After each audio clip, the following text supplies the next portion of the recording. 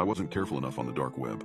I now know why people go missing. You'd be surprised how many unsolved crime cases can be explained by the dark web. It's a breeding ground for psychopaths and evil humans to plan the most despicable and unimaginable crimes. That's why I became so interested in it. I'm not evil, but lots of my friends have accessed the dark web, kind of like a trend. I had to give it a go. Little did I know this would be the last time I'd ever experience freedom again. I had heard of the deep web horror stories of disgusting websites, hacking, people finding your address. But I never believed them since my college friends seemed fine. And even if the stories were true, maybe I could find them and report them to the police. Nothing bad ever happened to my friends, at least nothing that I knew of. So I decided to give it a go. I asked a friend to come over and help me set it up. When my friend arrived, we opened up my laptop and began to set everything up. My friend gave me a brief rundown and made it very clear that when I was using the hidden wiki, that I kept it on censored mode, so that it would be less likely for me to see something I didn't want to see. I listened to him at first anyway. But after a couple weeks using the deep wiki, I felt like a pro. I'd made friends and even bought substances for personal use. But this is where I went too far. I had become cocky and was ready to dig deeper into the dark web, so I turned off the censored mode.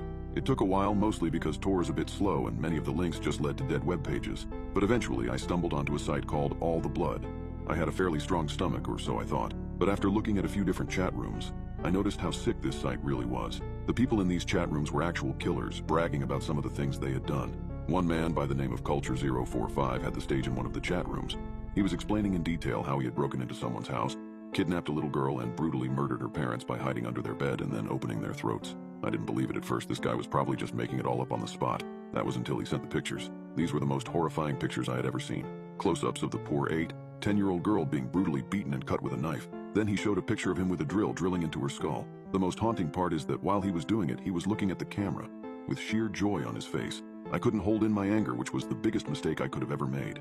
I had seen enough and typed in the chat room window, "You people are sick and deserve to die. How can you sleep at night?" Immediately people began making fun of me, saying that I was just as helpless and ignorant as the little girl in the pictures and that I should get off the big boy part of the internet. They began saying I was a wimp and calling me an empath. That was when Culture045 started typing. He said, "Really? Where do you live, buddy? I'm sure everybody would love to see you on this site." I replied, threatening them, saying, "I'm calling the police and having this site shut down." Before I could even type another sentence, a new chat box appeared in green. In it, someone named Admin 1inch typed in the box. He said, "Call the cops and you will regret it."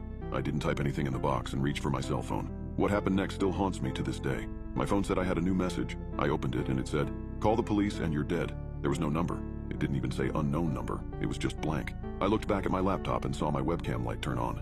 I quickly covered it, but I saw on the screen a picture of me looking at my phone.